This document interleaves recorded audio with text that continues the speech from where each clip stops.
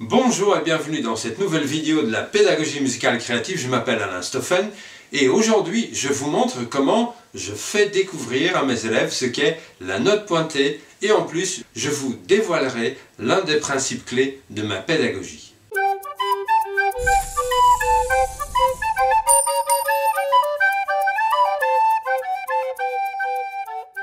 Alors, traditionnellement, le savoir se transmet verticalement du haut vers le bas, c'est-à-dire du prof vers l'élève, à l'élève de se débrouiller au mieux pour s'en souvenir et pour obtenir la meilleure note possible au prochain contrôle et à l'examen.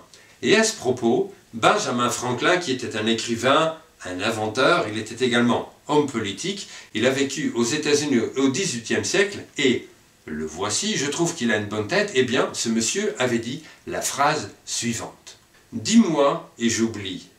Enseigne-moi et il se peut que je m'en souvienne. Implique-moi et j'apprendrai. » Alors, pour moi, dans cette phrase, tout est dit et je trouve que monsieur Franklin avait tout compris à propos de l'importance de l'interactivité dans l'éducation. Et c'est d'ailleurs pour cette raison que dans le cadre de mes cours, et bien évidemment, dans la mesure du possible, j'inverse la relation que l'enfant va avoir avec ce savoir. Plutôt que de le faire subir passivement, je mets l'enfant dans une situation où progressivement il va pouvoir découvrir ce savoir par lui-même. L'idée, c'est de l'impliquer activement de telle façon qu'il devienne acteur de son propre apprentissage et dans la suite de la vidéo, vous en aurez un exemple. Bien évidemment, c'est un choix pédagogique où notre rôle en tant qu'enseignant change. Et oui, on va devoir s'impliquer différemment puisque on n'est plus là simplement pour délivrer des savoirs, on est là pour accompagner, pour guider l'enfant de telle façon qu'il puisse découvrir les choses par lui-même. Maintenant, en termes de résultats, c'est beaucoup plus efficace et pour l'enfant, bien évidemment, c'est beaucoup plus motivant et c'est beaucoup plus valorisant puisqu'il se sentira en permanence dans une situation de réussite. Et ce qui est super top quand on travaille comme ça en tant qu'enseignant, et vous le verrez très bien dans la vidéo, c'est que c'est très facile d'aller titiller la curiosité de l'enfant. En fait, il ne demande que ça. Et c'est également très facile de susciter chez l'enfant cette envie de partir à la découverte des choses et de faire en sorte qu'il prenne vraiment plaisir à apprendre. Et c'est d'ailleurs pour ça que même après 33 années, je prends toujours autant plaisir à enseigner. Eh bien oui, je m'en lasse pas, c'est comme ça. Bon, je vous laisse à la vidéo, à bientôt. Aujourd'hui, on va apprendre un nouveau morceau. Ouais. Et là, il y a quelque chose qui est nouveau pour toi, que tu n'as jamais encore vu sur une partition. Regarde, qu'est-ce qu'on voit ici? C'est une blanche avec un petit point derrière. Ah. Ok? Est-ce que tu sais ce que ça veut dire? Non. On appelle ça en fait une blanche pointée. Ok? On appelle ça une blanche pointée parce qu'il y a un petit point. Alors, est-ce que tu as une idée de combien de temps elle dure, la blanche pointée? Non. Alors, on va regarder ensemble. Là, dans la mesure, en tout, on a combien de temps? 4. D'accord. Comment est-ce que tu sais comme ça, avec certitude, qu'il y a 4 temps?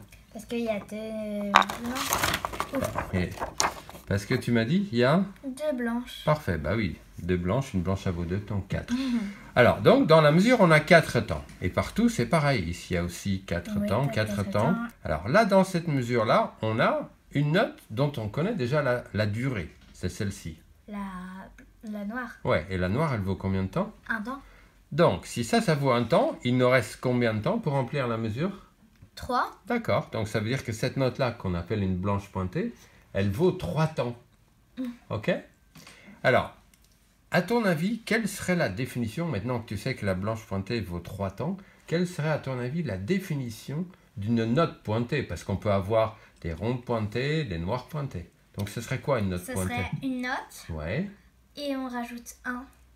À ton avis, donc, tu dis, la définition d'une note pointée, c'est une note à laquelle on rajoute un temps. Oui. Ce qui est le cas parce que la blanche pointée devient 3 temps, donc on rajoute bien un temps.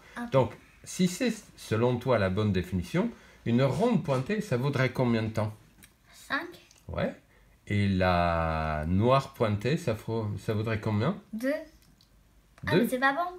Pourquoi c'est pas bon? Parce que ça correspond à la blanche. Exactement, donc il y a un petit truc qui colle pas dans la définition. Oui. Alors, on revient sur notre blanche pointée parce qu'elle fait bien 3 temps. Oui. Alors, donc on rajoute un temps à la blanche. Mais le un temps, qu'est-ce que ça représente par rapport à la blanche?